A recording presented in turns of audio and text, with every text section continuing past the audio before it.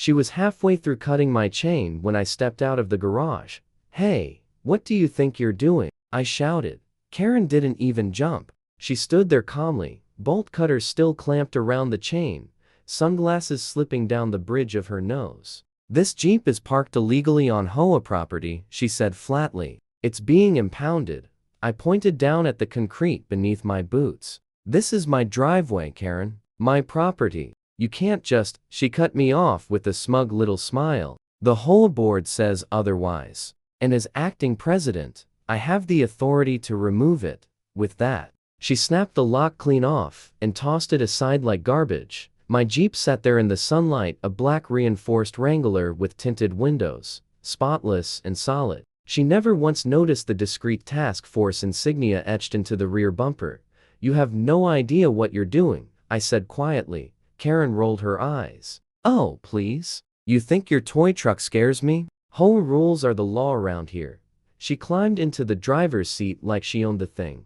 I took a slow breath, my pulse steady. This wasn't the first time someone had tried to throw their weight around, but it might be the last time she ever did. I slipped my hand into my pocket, my thumb brushing against a small metal badge. "Karen," I said, stepping closer, "I strongly suggest you get out of my vehicle. Right now." She laughed. Actually laughed like I was bluffing, but she was about to learn the Jeep she was trying to steal wasn't just any Jeep. She gripped the steering wheel like she was already in a chase. "You can't threaten me," she snapped. "I know the law." I almost smiled. "Funny, so do I." Before she could fire back, two SUVs rolled quietly to the curb. Matte black. No markings. Tinted windows that reflected nothing. The low hum of heavy-duty engines swallowed the street's silence. Karen froze. Who are they?" The passenger door of the lead SUV opened. A man stepped out, vest on, sidearm secured,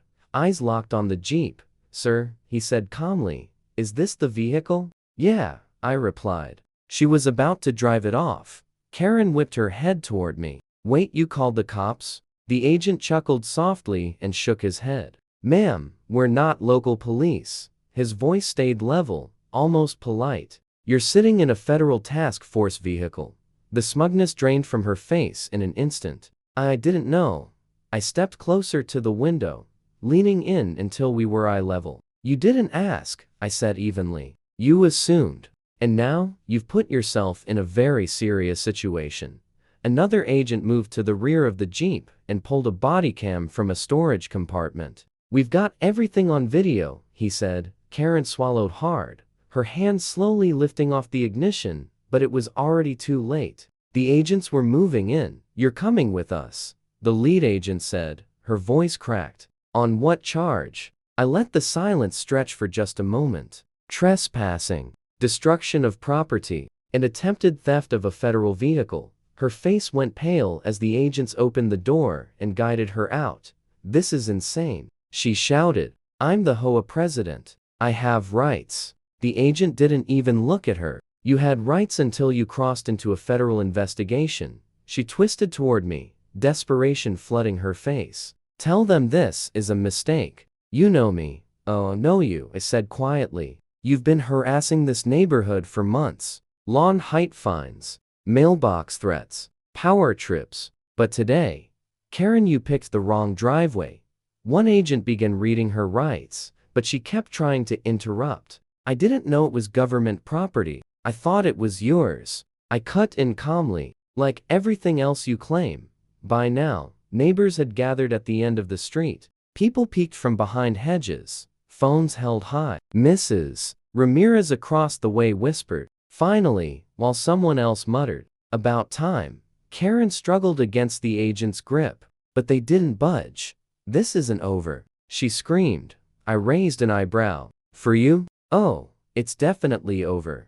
They loaded her into the SUV. The agent handed me a card. "We'll need a statement later, and good thing you came out when you did. If she'd driven that Jeep off, this would have been a much bigger problem." I nodded, glancing through the tinted window. Karen was still yelling, but now it was muffled. Just background noise. What she didn't know was this wasn't the only surprise waiting for her. As the SUVs disappeared down the street, I slipped my badge back into my pocket and turned toward the garage. I was halfway to pulling the door down when Morales's voice crackled through my earpiece. "She's already talking," he said. "And you're going to want to hear this." I stopped cold. "Talking about what?" "Your Jeep wasn't her only target," Morales replied. "She's been running her own little operation, selling access to HOA properties, issuing fake fines, collecting cash settlements from new homeowners. We've already identified bank accounts tied to it." A slow grin crept across my face. "So she's not just a power-hungry nuisance," I said. "She's a thief with a business plan." "Exactly," Morales said. "And we just got authorization to dig deeper. Think you can help us connect the dots?" I glanced back down the street. Neighbors were still standing there in small groups, whispering, some visibly relieved. Karen's grip on the neighborhood had snapped, but if Morales was right, this was only the beginning. "Oh, I'll help," I said. "In fact, I know exactly where she keeps her HOA files." Morales chuckled. "Then let's finish this tonight." By the time the sun dipped low, we were standing inside Karen's pristine white colonial house with a warrant in hand and no shortage of satisfaction. The interior looked less like a home and more like a corporate office. Rows of binders on shelves, boxes of envelopes stacked neatly, and in the center of the dining table, a thick stack of cash held together by a gold clip. One of the agents let out a quiet whistle. "Guess HOA dues have been pretty profitable." I picked up one envelope at random. Inside was a violation notice demanding $2,500 from a family that had moved in barely a month ago. No official letterhead, no legal reference, just intimidation. "She's going to prison for a long time," I said quietly, but what we found next stopped everyone cold. Inside a locked filing cabinet, buried beneath carefully organized HOA paperwork, sat a black folder marked only with the red X. Morales pulled on gloves and opened it. The first page was a spreadsheet. Names, addresses, phone numbers, notes written in Karen's handwriting. Some entries were marked with stars. Others had dollar amounts scribbled beside them. "What is this?" one agent asked. I leaned in, scanning the list. "These aren't just neighbors," I said. "They're targets." The deeper we went, the worse it became. Fake liens, forged signatures, photos of people's homes with arrows pointing to imaginary violations. She'd planned months of harassment, squeezing money out of people who were too scared or too uninformed to fight back. Then, tucked into the back sleeve of the folder, was something that made my stomach tighten. A photograph of my wife standing in our driveway. Across it, written in thick red marker, was a single word: remove.